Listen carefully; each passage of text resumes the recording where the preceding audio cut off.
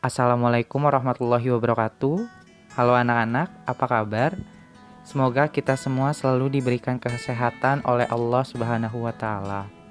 Pada hari ini kita akan memasuki bab baru di mana materinya tentang mewaspadai ancaman terhadap NKRI.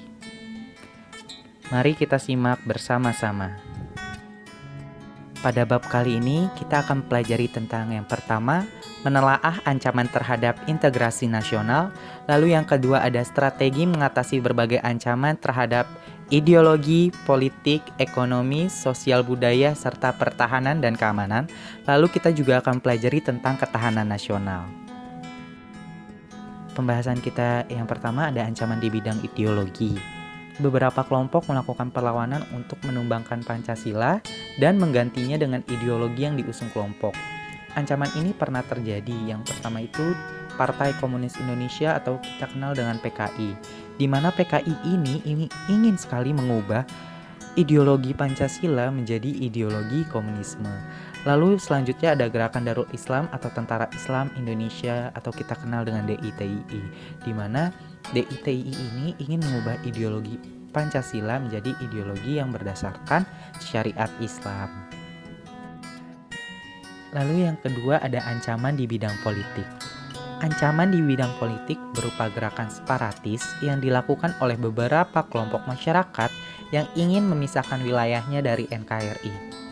Ancaman di bidang politik yang bersumber dari dalam dapat berupa penggunaan kekuatan dalam bentuk pengerahan massa untuk menumbangkan pemerintah yang sedang berkuasa.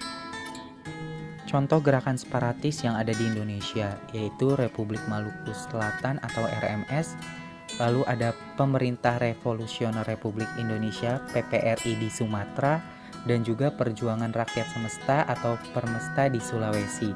Lalu masih ada banyak lagi seperti OPM atau Organisasi Papua Merdeka, serta GAM atau Gerakan Aceh Merdeka. Nah, hal ini membuktikan bahwa ancaman di bidang politik memiliki tingkat resiko yang besar, seperti dapat mengancam kedaulatan, keutuhan, dan keselamatan bangsa. Selanjutnya ada ancaman di bidang ekonomi. Ancaman di bidang ekonomi ini dibagi atas dua, yaitu ancaman internal maupun ancaman eksternal. Ancaman internal ini meliputi inflasi, pengangguran, infrastruktur, dan kebijakan ekonomi. Lalu ancaman eksternalnya meliputi ketergantungan pada pihak asing, daya saing yang rendah, dan juga kinerja ekonomi yang belum baik. Lalu berikutnya ada ancaman di bidang sosial budaya.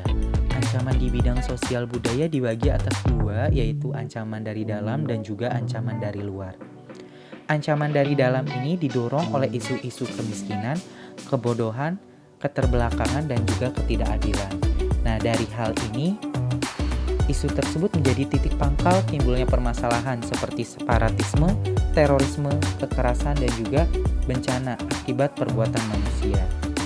Isu tersebut akan mengancam persatuan dan kesatuan bangsa, nasionalisme, dan juga patriotisme. Lalu ada ancaman dari luar.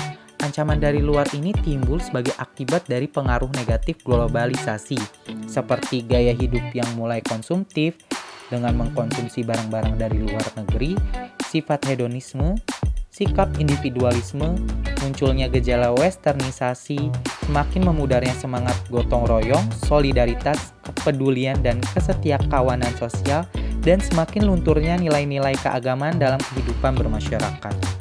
Lalu yang terakhir ada ancaman di bidang pertahanan dan keamanan. Ancaman di bidang pertahanan dan keamanan pada umumnya berupa ancaman militer. Ancaman ini dapat berupa agresi atau invasi, pelanggaran wilayah, pemberontakan bersenjata, sabotase, spionase, aksi teror senjata, ancaman keamanan laut, dan juga udara.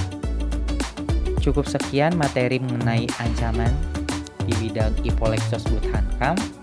Untuk minggu depan kita akan membahas tentang strategi mengatasi berbagai ancaman terhadap Ipolexosbud Hankam dalam membangun integrasi nasional. Kurang lebihnya Bapak mohon maaf. Wabillahi taufiq wal hidayah. Wassalamualaikum warahmatullahi wabarakatuh.